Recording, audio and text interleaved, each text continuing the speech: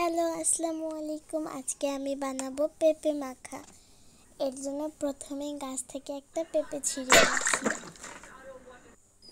তারপরে ভালোভাবে ধুয়ে নেব।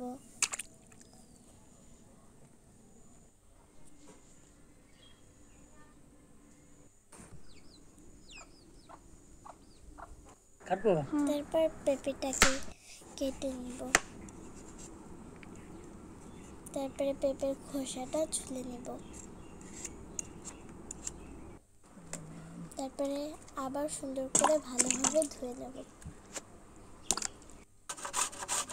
কুচিয়ে নেব,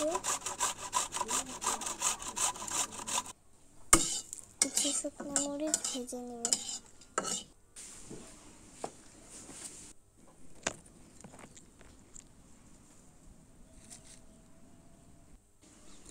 একটা কাঁচা মরিচ কুচি করে নেব।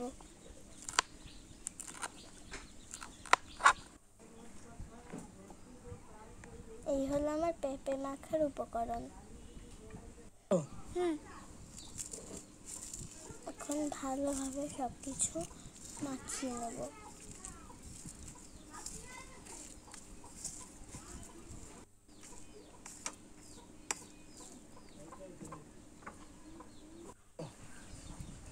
এই যে আমার পেঁপে মাখার ফাইনাল লুক।